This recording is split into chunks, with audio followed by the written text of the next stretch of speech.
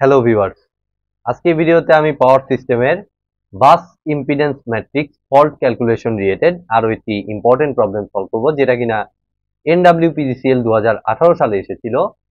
এবং কোশ্চেনটি যদি আমরা অ্যানালাইসিস করি তাহলে আমরা দেখতে পাচ্ছি যে একটা পাওয়ার সিস্টেমের কথা বলছে, যেখানে আমাদের Z12 Z21, আচ্ছা এটা দেওয়া আছে, Z11 আসছে, Z22 দেওয়া, Z23, Z32 দেওয়া। দ্যাট মিনস এটা হচ্ছে অ্যাকচুয়ালি আমাদের 3x3 ম্যাট্রিক্স, এটা আমরা বুঝতে পারতেছি। তো অবশ্যই আমি ভিডিওটি শুরু করার আগে আমি বলবো, যারা আমার চ্যানেলে একদম নতুন তারা আমার প্লেলিস্ট থেকে এই পাওয়ার সিস্টেমের উপর আগের বেসিক ভিডিওগুলো একটু দেখে আসুন। বিশেষ করে এই যে কি বলে এটাকে, bus impedance matrix fault calculation related আমার একটি বেসিক ক্লাস আছে, থিওরি ক্লাস। তো সেই ক্লাসটি কিন্তু অবশ্যই লাগবে আমাদের এই ধরনের প্রবলেম অ্যানালাইসিস করতে। তো গত ক্লাসে আমি দেখিয়েছিলাম হচ্ছে আমার 2x2 ম্যাট্রিক্সের জন্য, আজকে সেম জিনিসটা আমরা 3x3 ম্যাট্রিক্সের জন্য আমরা ফল্ট ক্যালকুলেশন করার চেষ্টা করব। ঠিক আছে, তবে কোশ্চেনটাতে যদি একটু ভালো মতো আপনারা দেখেন, একটু মনোযোগ দিয়ে কেয়ারফুলি যদি দেখেন, তাহলে আপনারা দেখতে পাবেন Z33 এলিমেন্টটা আমাদের দেয়া নাই। ঠিক আছে, এই এই এলিমেন্টটা কিন্তু আমাদের অ্যাবসেন্ট আছে, বাদ বাকি সব এলিমেন্টই মোটামুটি আমাদের দেয়া আছে, বাট এই Z33 অর্থাৎ লাস্ট ডায়াগোনাল এলিমেন্টটা আমাদের কিন্তু দেয়া নাই। তাহলে আমাদেরকে একটু সামনে যেয়ে বুঝতে হবে, গভর্নমেন্ট পরীক্ষাগুলোতে এগুলো সাধারণত করে থাকে আপনাদের কনফিউজ করে দেওয়ার জন্য। তো আমি দেখবো আসলে এটা আদৌ আমার কাজে লাগবে কিনা। তো দেখুন, find fault current when fault occurs at bus 2। তো বাস 2 তে ফল্টের কথা বলছে। আর also find post fault voltage. তো পোস্ট ফল্ট ভোল্টেজটা হচ্ছে কতদিন আমি যেটা পরে ফল্ট হওয়ার পরে আমাদের প্রত্যেকটা বাসে যে ভোল্টেজটা, 1 নম্বর বাস, 2 নম্বর বাস এবং 3 নম্বর বাস, এখানে যেহেতু তিনটা বাস আছে, ফল্ট হওয়ার পরে যে ভোল্টেজটা হবে সেই ভোল্টেজটা আমাদের চাইছে। Assume pre fault voltage of all bus, অর্থাৎ তিনটা বাসে কিন্তু 1 পার ইউনিট, যেটা আমি কিন্তু থিওরি ক্লাসে বলেছিলাম যে আমাদের প্রি ফল্ট ভোল্টেজ কিন্তু সবগুলো বাসে ইকুয়াল ধরা হয়। ঠিক আছে, তো দেখুন এটা অনুযায়ী আমরা অ্যানালাইসিস করব। তো আমার এখানে Z3 নাই, আমি এটা দিয়ে বদারই করব না, আমি সামনে এগিয়ে দেখবো যে আমাদের কোনো সমস্যা আছে কিনা। তো দেখুন, আমাদের ফার্স্টে লাগবে হচ্ছে ফল্ট কারেন্ট। এই যে find fault current, fault current বলতে আমরা সাবট্যানজিয়েন্ট কারেন্টও বুঝে থাকি। তো এটা কিন্তু আমি গত ক্লাসে প্লাস আমার থিওরি ক্লাসে দেখিয়েছিলাম কি, IF fault current is equal to আমাদের কি, আই মানে আমরা জানি voltage divided by impedance.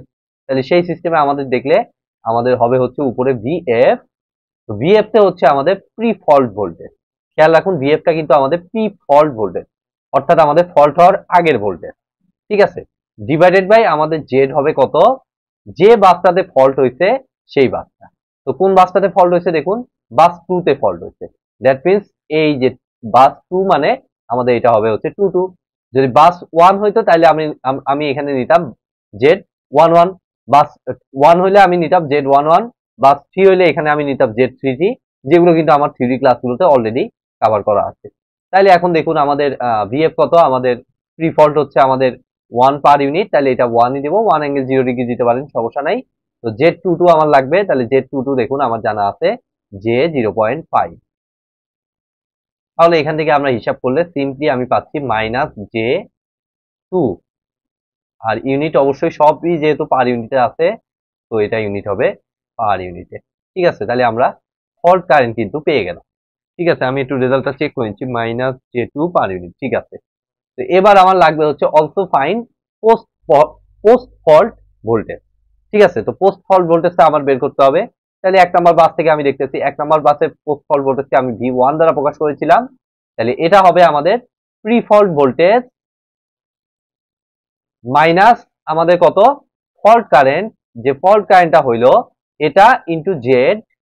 Z of কত হবে, জেড অফ সিম্পলি আমার হবে হচ্ছে যে বাসে আপনি ক্যালকুলেশন করতেছেন, 1 নম্বর বাসে, তাহলে 1 বসিয়ে দেবেন। আর ফল্ট হয়েছে কোন বাসে, ফল্ট হয়েছে আমাদের 2 নম্বর বাসে, সো এখানে 2 বসিয়ে দেবেন। এই সিস্টেমে আমি কিন্তু আমার ফর্মুলাটা ডিরাইভ করেছিলাম, তো আমি এভাবেই কিন্তু এটাকে লিখে নিলাম, একদম সিম্পল। তাহলে এখান থেকে আমার দেখুন ভিএফটা হচ্ছে আমাদের কত, 1 পার ইউনিট। তাহলে 1 থেকে আইএফ মাত্র পাইলাম আমি কত, -J2 ইন্টু Z12, দেখুন আমার জানা আছে Z12 equal to Z21 J.3। তাহলে এখানে J.3 বসিয়ে দিলাম। তাহলে এখান থেকে আমি যদি একটু ক্যালকুলেশন করি, তাহলে আমার আসতেছে 1 মাইনাস J2 ইন্টু 0.3 জে। ওকে, তাহলে আমার আসতেছে 0.4 পার ইউনিট। একদম সিম্পল ফর্মে আসতেছে আমাদের, কারণ দুইটাই জে তো কাটাকাটি হয়ে আমাদের একদম ফর্ম 0.4 অ্যাঙ্গেল 0 ডিগ্রি বলতে পারেন, বা এইভাবে রাখলেও কোনো সমস্যা নেই। তো আমি দেখুন এইভাবেই রাখলাম 0.4 পার ইউনিট, হয়ে গেছে এটা। দেন আমাদের দেখুন V2 ভোল্টেজ। তো V2 ভোল্টেজটা আমি কনসেপচুয়ালি গত ভিডিওতে আমি দেখিয়েছিলাম, কিন্তু 0 প্লাস আমার সাধারণত যে বাসে ফল্ট হয় সেটা গ্রাউন্ডেড আমরা ধরে নিই, যেহেতু এখানে ফল্ট ইম্পিডেন্স আমাদের দেয়া নাই। তো আমরা ভোল্টেজ ফল্ট ধরে আমরা এটাকে ক্যালকুলেশন করি। এই যে আমাদের 1, এই 2, আর হচ্ছে এই মনে করুন 3 নাম্বার বাস। তাহলে এটা 1 নাম্বার বাস, এটা 2 নাম্বার, এটা 3 নাম্বার। তো এখানে কি বলছে আমাদের 2 নাম্বার বাসে ফল্ট হয়েছে, দ্যাট মিনস 2 নাম্বার বাসটা আমার কি হয়ে গেছে, গ্রাউন্ডেড হয়ে গেছে। তাহলে পোস্ট ফল্ট ভোল্টেজটা কত হয়ে যায়, দেখুন প্রি ফল্ট ভোল্টেজ ছিল আমাদের 1 পার ইউনিট, বাট এটা হঠাৎ করে কি হয়ে গেছে, গ্রাউন্ড হয়ে গেছে। তার মানে পোস্ট ফল্ট মানে ফল্ট হওয়ার পরে ভোল্টেজটা তাহলে হয়ে যাচ্ছে এটা 0 যেহেতু, তাহলে এই ভোল্টেজটা হয়ে যাবে সিম্পলি 0। দেখি আমাদের ম্যাথমেটিক্যালি এটা আসে কিনা, সেটা একটু চেক করে নেই। তাহলে ম্যাথমেটিক্যালি আনতে হলে আমাদের কি করতে হবে, VF minus same system IF into, এটা হিসাব করার সময় কিভাবে হিসাব করব, Z IF into Z of, আমি দেখবো কয় নাম্বার বাসে, এটা হচ্ছে 2 নাম্বার বাসে ক্যালকুলেশন করতেছি, আর হচ্ছে ফল্ট হয়েছে কয় নাম্বার বাসে, ফল্ট হয়েছে 2 নাম্বার বাসে, দ্যাট মিনস এখানে 2 বসিয়ে দেবো। তাহলে এইটাকে হিসাব করলে এখন দেখুন VF এর ভ্যালু 1 মাইনাস IF হচ্ছে আমার মাইনাস J2, আর Z22 কত, Z22 হচ্ছে আমাদের J.5। বসিয়ে দিন ক্যালকুলেটারে, দেখুন কত আসে। তাহলে এটাকে যদি আমি ক্যালকুলেশন করে ফেলি, তাহলে দেখুন আমার আসতেছে 1 minus J2 into 0.5 J. Calculator বসিয়ে দেখুন একদম সুন্দর ফিগারে 0 আসে। দ্যাট মিনস আমাদের এটা কিন্তু আমরা কনসেপচুয়ালিও দেখলাম 0, আমাদের কিন্তু ম্যাথমেটিক্যালিও এটা 0 আসতে বাধ্য, কারণ এইগুলো দেখেই কিন্তু আমাদের এই ইকুয়েশন গুলো ডিরাইভ করা হয়েছে, যেটা আমার বেসিক ক্লাসে কিন্তু আপনারা পাবেন। তো এবার দেখুন V3 3 নাম্বার বাসের ভোল্টেজটা বের করবো। তাহলে এটা অ্যাকচুয়ালি আমার হবে VF মাইনাস সেম সিস্টেম বলুন, আপনাদের তো পারার কথা, IF ইন্টু আমার কত, জেড অফ, দেখতে হবে কি কয় নাম্বার বাসে আমি হিসাব করতেছি, তাহলে হিসাব করতেছি 3 নাম্বার বাসে। দেন দেখতে হবে আমাদের কয় নাম্বার বাসে ফল্ট হচ্ছে, 2 নাম্বার বাসে, তো এখানে হবে 2। তাইলে এখন দেখুন আমাদের VF এর ভ্যালু হচ্ছে, প্রি ফল্ট ভোল্টেজ হচ্ছে 1 মাইনাস IF হচ্ছে আমাদের মাইনাস J2, তাহলে এই জায়গায় মাইনাস J2 বসাইলাম। আর Z32 টা কত, সরি মাইনাস J2, আর Z32 টা কত, Z32 টা এই দেখুন দেয়া আছে J.4, তাহলে J.4।